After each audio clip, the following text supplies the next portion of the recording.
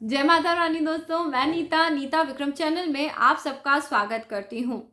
आज दोस्तों हम बात करने वाले हैं कार्तिक मास कब से कब तक रहेगा।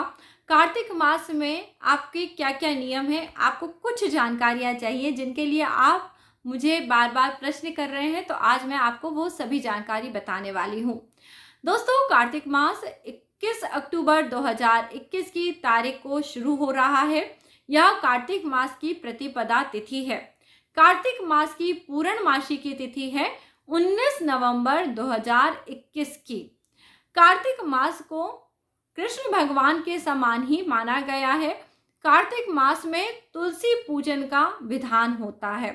इसके अलावा कार्तिक मास में दान, जप, स्नान, यह सभी चीजें बहुत महत्वपूर्ण बताई जाती हैं। सबसे पहले हम शुरुआत करते हैं स्नान करने को लेके। बहुत सारे लोग पूछते हैं क्या स्नान हम गर्म पानी से कर सकते हैं, ठंडे पानी से कर सकते हैं, कैसा क्या है। तो देखिए, किताबों में केवल स्नान का महत्व बताया गया है, वहाँ ठंडे और गर्म पानी का भेद नहीं बताया गया है। जो पानी आपको मिलता है आप उससे स्नान करें। देखिए, पहले के लोग जो पानी प्रयोग करते थे उसे मिट्टी के बर्तनों में भर के रखा करते थे, जिसके कारण वह पानी सुबह के समय हल्का कुनकुना रहता था। क्योंकि जब बाहर का वातावरण ठंडा होता है तो मिट्टी अंदर से गर्माहट देती है, और जब बाहर गर्मी होती है तब मिट्टी अंदर से ठंडक देती है। इसलिए आप सब ने देखा है कि गर्मी में हम घर में घड़ों को रख के उनका पानी पीते हैं। तो घड़े का पानी हमेशा बाहर के वातावरण के विपरीत प्रभाव का रहता है। यानी जो घड़े के अंदर का पानी होता है, जब वो इसका प्रयोग करते थे पुराने जमाने के लोग, तो कार्तिक माह में वो हल्के कुनकुने पानी से नहाते थे। ये मैं आपको सच्चाई बता रही हूँ जो शायद और किसी चैनल पे आपको ना पता पड़े। तो आप हल्के कुनकुने पानी से नहाएं, कभी भी बहुत गर्म पानी से कार्तिक में स्नान न करें, क्योंकि ऐसा करने से आपकी सेहत खराब हो सकती है।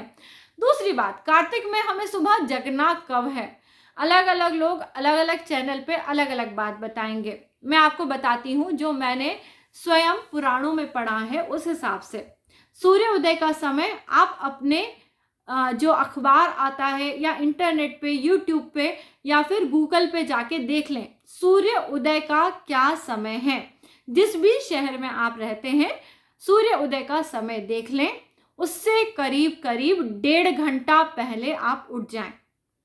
जैसे अगर मैं दिल्ली में रहती हूँ और दिल्ली का यह समय सुबह 5 बजे का है, तो मुझे कब उठना है? 1.5 घंटा पहले, यानी 3:30 बजे मुझे उठ जाना है। क्योंकि उठने के बाद आप सीधे पूजन नहीं करेंगे, आप पहले स्नान करेंगे, उसके बाद आप थोड़ा बहुत जो पूजा की तैयारी है वो करेंगे। तो यानी मोटा मोटा अगर हम लगाएं तो हमें कार्तिक के महीने में पूजा पाठ करने के लिए 3:30 या 4 बजे उठ ही जाना चाहिए। क्योंकि जो तुलसी पूजन होता है वह एकदम अंधेरे में ही करना होता है। तुलसी जी को आपने देखा होगा, हम कभी दिया नहीं जलाते हैं, परंतु जब हम कार्तिक का पूजन करते हैं तब सुबह सुबह दीपक जलाते हैं और तुलसी पूजन करा जाता है। दोस्तों, आपको भी सुबह 4 बजे और 3:30 बजे के बीच में उठ के अपने काम करके तुलसी जी का पूजन करना है। तुलसी जी का पूजन आप सब अपने घर में जब करेंगे तो वहां पे आप शालिग्राम जी को लाके रख सकते हैं, और शालिग्राम जी के साथ साथ देवी लक्ष्मी के रूप में एक गोमती चक्र आपको रखना है। ऐसा स्वयं आप जब भी विष्णु पुराण पढ़ेंगे तो आपको पता पड़ जाएगा, वहां देवी लक्ष्मी को भी साथ साथ प्रसन्न करा जाता है। तो आप शालिग्राम जी के साथ में तुलसी जी तो हैं ही, पर साथ में गोमती चक्र भी रखें। इससे लक्ष्मी की प्राप्ति होती है, धन की वृद्धि होती है। हर दिन कोई ना कोई भोग प्रसाद जरूर चढ़ाना चाहिए, शुद्ध देसी घी का दीपक जलाना चाहिए, तुलसी माता पे पुष्प चढ़ाने चाहिए। यह सभी विवरण मिलते हैं। और दोस्तों, कृष्ण भगवान के 100 नाम जो बताए गए हैं, जैसा कि मैं आपको बता रही हूँ पुराणों से संबंधित बात है, तो कृष्ण भगवान के 100 नाम आपको जरूर पढ़ने हैं। इन 100 नामों को आप प्रतिदिन पढ़ेंगे। कई लोग केवल कार्तिक मास के अध्याय पढ़ते हैं परंतु कृष्ण भगवान का नाम जाप नहीं करते। तो आपका कार्तिक में सुबह जो आप व्रत कर रहे हैं उसका आपको पूरा फल नहीं प्राप्त होता। अब व्रत की बात आई है तो बहुत सारे लोग पूछते हैं व्रत कैसे करना है। देखिए, व्रत करने के बहुत सारे विधान होते हैं, जैसे कि चंद्रायण व्रत होता है और अलग अलग तरह के व्रत होते हैं जो लोग करते हैं। पर ज़्यादातर जो व्रत होते हैं ये बहुत ही कठिन होते हैं। तो कई लोग जैसे जो साधारणतः व्रत करते हैं वो ये होता है कि सिर्फ दिन में एक समय भोजन ग्रहण करेंगे। आप ये व्रत कर सकते हैं।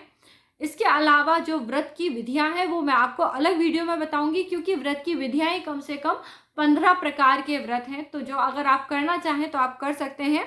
सबसे साधारण यही है कि आप हर दिन एक समय भोजन का व्रत ले सकते हैं, या जो लोग भोजन नहीं त्याग कर सकते, जिन लोगों से बिना भोजन के नहीं रहा जाता, वो केवल आखिरी के 5 दिनों में पंच भीखू का व्रत करें और तब आप पूरा फलाहार भोजन करके रहें।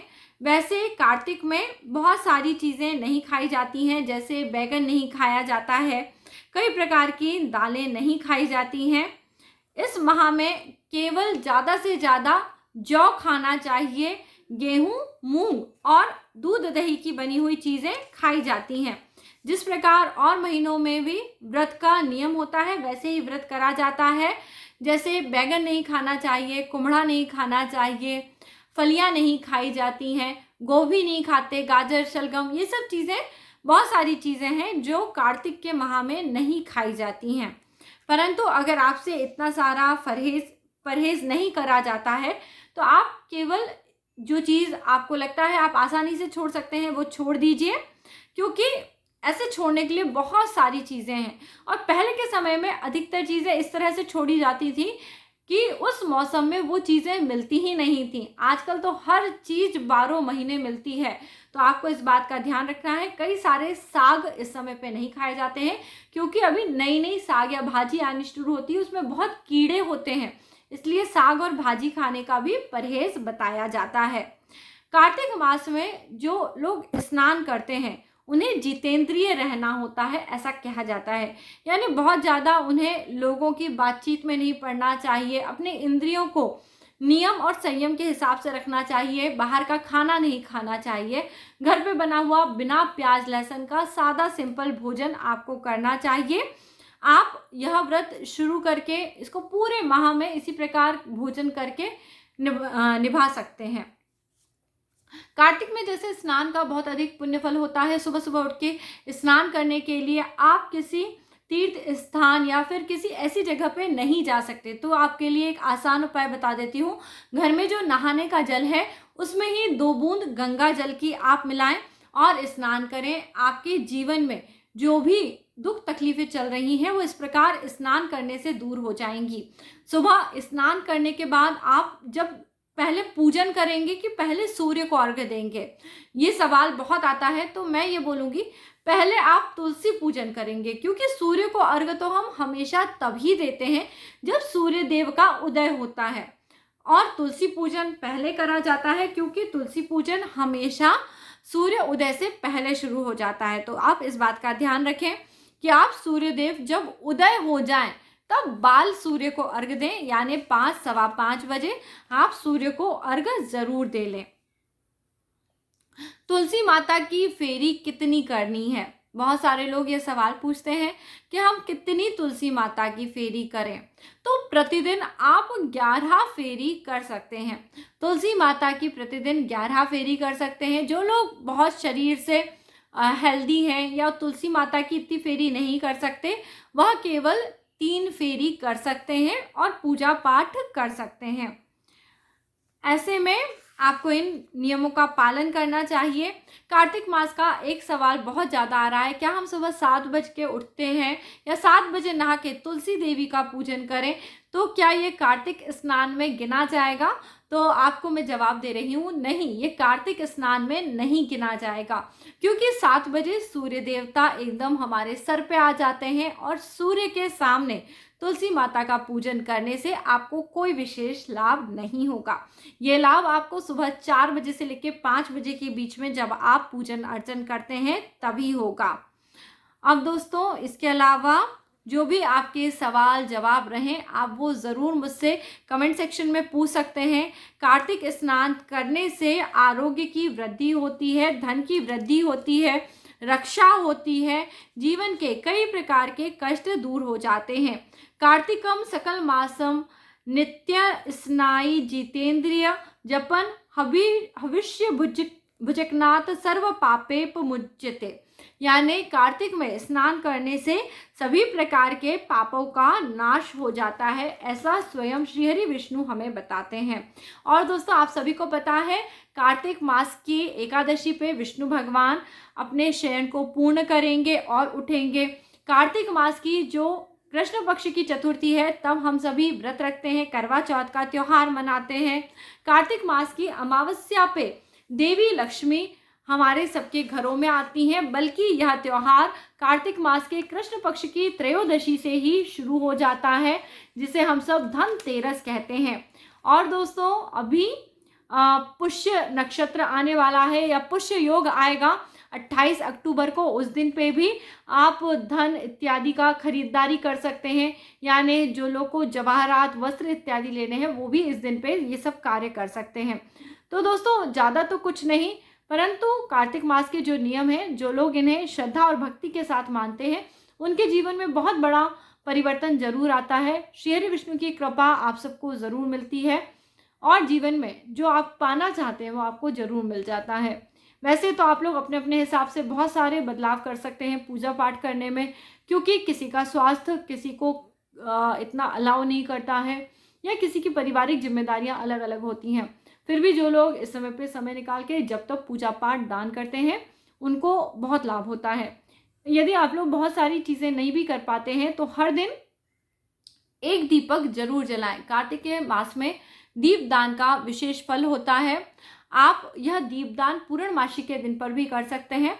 जैसे कार्तिक के मास का हर एक दिन का एक दीपक होता है, तो जब कार्तिक पूर्णमासी आएगी तब 31 दीपक बना के इन्हें किसी नदी के किनारे पे ले जाके जलाया जाता है और आटे के दिए बनाए जाते हैं, जिससे कि मछलियों को भोजन प्राप्त हो। ऐसा करने से भी घर में धन बढ़ता है, लक्ष्मी बढ़ती है और शुभता बढ़ती है। सबसे ज़्यादा महत्वपूर्ण बात है कि आप ईश्वर का रोज़ जाप करें, रोज़ पूजा पाठ करें। जो लोग बहुत श्रद्धा के साथ पूजन करते हैं, ऐसा मेरा मानना है, उनके जीवन में दुख कष्ट नहीं आते हैं। जीवन की बड़ी बड़ी समस्याएं बहुत आसानी से दूर हो जाती हैं। इसके विपरीत जो केवल छल कपट मन में लेके ऊपर के दिखावे के लिए पूजन अर्चन माला जाप करते हैं, वो नाना प्रकार के कष्टों को ज़रूर भोगते रहते हैं। जीवन को रहते हुए उन्हें कोई सुख महसूस नहीं होता, हमेशा बेचैन ही दिखाई देते हैं। तो आप इन बातों का जब ध्यान रखेंगे तो जीवन के दुख कष्ट बेचैनी ज़रूर दूर होंगे और आपकी पूजा भी सफल होती जाएगी। देखिए, पूजा सफल तभी होती है जब हमारा मन शांत होता है। जिन लोगों का मन शांत नहीं होता उनकी पूजा भी सफल नहीं हो पाती। दोस्तों इसी प्रकार आगे की वीडियो में आपके लिए और रोचक जानकारी लेके सभी जानकारी लेके मैं आती रहूँगी। अगले वीडियो का इंतज़ार करिए। तब तक के लिए जय माता रानी। आप अपना सबका ख्याल रखिए। अगला वीडियो लेके हम जल्दी मिलते हैं।